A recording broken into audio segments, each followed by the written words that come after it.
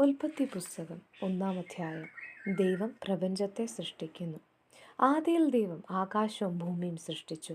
ഭൂമി രൂപരഹിതവും ശൂന്യവുമായിരുന്നു. ആഴത്തിനു മുകളിൽ അന്ധകാരം വ്യാപിച്ചിരുന്നു. ദൈവത്തിൻ്റെ ചൈതന്യം വെള്ളത്തിനു മീതെ ചലിച്ചുകൊണ്ടിരുന്നു. ദൈവം അരുളിച്ചെയ്തു, വെളിച്ചമുണ്ടാകട്ടെ. വെളിച്ചമുണ്ടായി. വെളിച്ചം നല്ലതെന്ന് ദൈവം കണ്ടു. അവിടുന്ന് വെളിച്ചത്തെ ഇരുളിൽ നിന്ന് വേർതിരിച്ചു.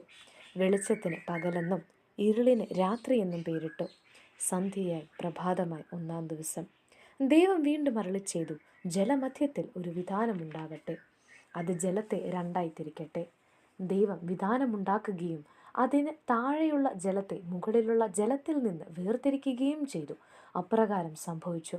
വിധാനത്തിന് അവിടുന്ന് ആകാശമെന്ന് പേരിട്ടു. സന്ധ്യയായി പ്രഭാതമായി 2-ാം ദിവസം.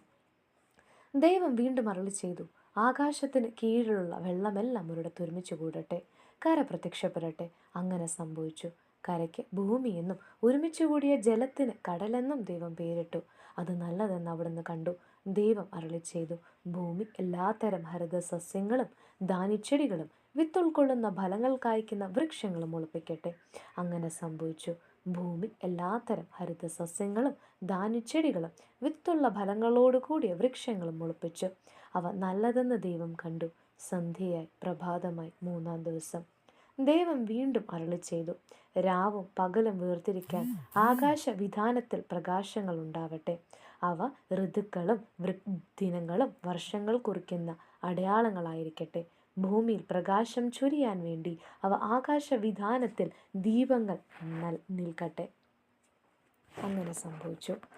ദൈവം 2 മഹാദീപങ്ങൾ സൃഷ്ടിച്ചു. പകലിനെ നയിക്കാൻ വലുത്, രാത്രിയെ നയിക്കാൻ ചെറുത്. നക്ഷത്രങ്ങളെയും അവിടുന്ന് സൃഷ്ടിച്ചു. ഭൂമിയിൽ പ്രകാശം ചൊരിയാനും രാവിനെയും പകലിനെയും നിയന്ത്രിക്കാനും വെളിച്ചത്തെ ഇരുളിൽ നിന്ന് വേർതിരിക്കാനും ദൈവം അവയെ ആകാശവിധാനത്തിൽ സ്ഥാപിച്ചു. അത് നല്ലതെന്ന് ദൈവം കണ്ടു. സന്ധ്യയായി പ്രഭാതമായി 4-ാം ദിവസം. ദൈവം വീണ്ടും അരുളിച്ചെയ്തു, വെള്ളം ജീവജാലങ്ങളെ പുറപ്പെടുവിക്കട്ടെ. പക്ഷികൾ ഭൂമിക്ക് മീതെ ആകാശവിധാനത്തിൽ പറകട്ടെ. അങ്ങനെ ദൈവം ഭീമാകാരങ്ങളായ ജലജന്തുക്കളെയും കടലിൽ പറ്റം ചേർന്ന് ചരിക്കുന്ന സകലവിധ ജീവികളെയും എല്ലാത്തരം പക്ഷികളെയും സൃഷ്ടിച്ചു. അവ നല്ലതെന്ന് അവിടുന്ന് കണ്ടു. ദൈവം അവയെ ഇങ്ങനെ അനുഗ്രഹിച്ചു, സമൃദ്ധമായി പെരുകി കടലിൽ നിറയുവിൻ, പക്ഷികൾ ഭൂമിയിൽ പെരുകട്ടെ. സന്ധ്യയായി പ്രഭാതമായി 5-ാം ദിവസം.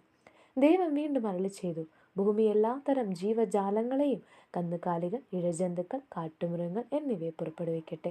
അങ്ങനെ സംഭവിച്ചു.